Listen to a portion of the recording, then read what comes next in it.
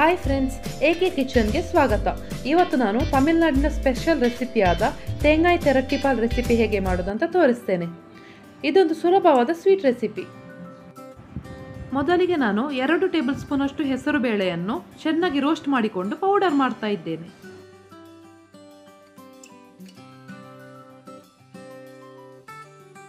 ಈಗ ಒಂದು ಮಿಕ್ಸಿ ಜಾರ್ನಲ್ಲಿ 2 ಕಪ್ನಷ್ಟು ತೆಂಗಿನ ತುರಿ, ಆಗಲೇ ಹುಡಿ ಮಾಡಿಟ್ಟಂತಹ ಹೆಸರು ಬೇಳೆ,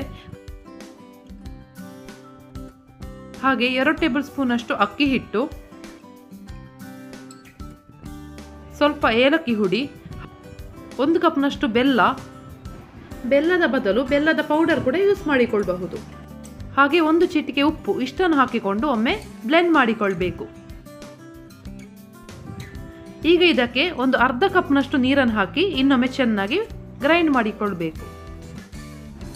ಮೈಲ್ಡ್ ಸ್ವೀಟ್ ಬೇಕಾದವರು ಬೇಕಿದ್ರೆ ಬೆಲ್ಲದ ಕ್ವಾಂಟಿಟಿ ಸ್ವಲ್ಪ ಕಡಿಮೆ ಮಾಡಿಕೊಳ್ಳಬಹುದು.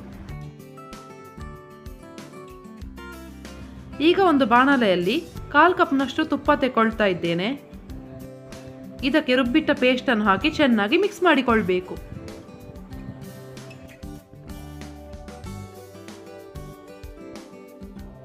ಇದನ್ನು ಆದಷ್ಟು ಲೋ ಅಥವಾ ಮೀಡಿಯಂ ಫ್ಲೇಮ್ನಲ್ಲಿ ಮಿಕ್ಸ್ ಮಾಡ್ತಾ ಇರಬೇಕು. ಇದು ತಮಿಳುನಾಡಿನ ತಾಂಜಾವೂರ್ನ ಟ್ರೆಡಿಷನಲ್ ಆದ ಸ್ವೀಟ್ ರೆಸಿಪಿ. ಈ ರುಬ್ಬಿಟ್ಟ ಮಿಶ್ರಣವು ತುಪ್ಪದಲ್ಲಿ ಚೆನ್ನಾಗಿ ಬೇಯಬೇಕು.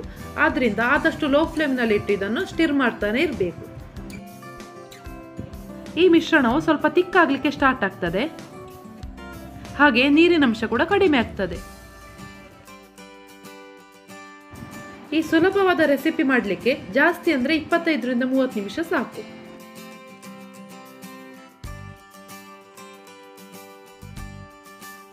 ಈಗ ಇದಕ್ಕೆ ತುಪ್ಪದಲ್ಲಿ ರೋಸ್ಟ್ ಮಾಡಿದ ಗೇರು ಬೀಜ, ದ್ರಾಕ್ಷಿ ಹಾಗೆ ತೆಂಗಿನ ಹೋಳುಗಳನ್ನು ಕೂಡ ಹಾಕಿಕೊಳ್ಳಬಹುದು. ತುಪ್ಪದಲ್ಲಿ ಫ್ರೈ ಮಾಡಿದ ತೆಂಗಿನ ಹೋಳುಗಳ ರುಚಿಯೇ ಬೇರೆ.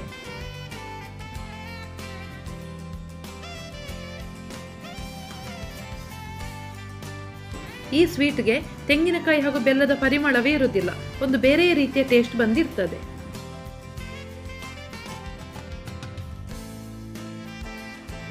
ಈಗ ಸ್ವಲ್ಪ ತುಪ್ಪ ಹಾಕ್ತಾ ಇದ್ದೇನೆ. ಒಮ್ಮೆ ಚೆನ್ನಾಗಿ ಮಿಕ್ಸ್ ಮಾಡಿಕೊಳ್ಳುವ. ಇದು ಹಲ್ವಾದ ಹಾಗೆ ಟೆಕ್ಸ್ಚರ್ ಬರಬೇಕು. ಈ ರೀತಿ ತಳ ಬಿಡ್ಲಿಕ್ಕೆ ಸ್ಟಾರ್ಟ್ ಆಗ್ತದೆ.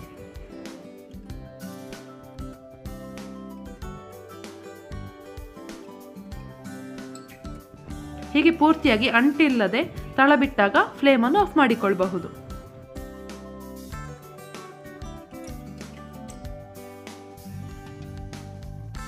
ಇದನ್ನು ಬಿಸಿ ಬಿಸಿಯಾಗಿ ಸರ್ವ್ ಮಾಡಿ. ಇದನ್ನು 1 ವಾರಗಳ ಕಾಲ ಇಟ್ಟು ತಿನ್ನಬಹುದು.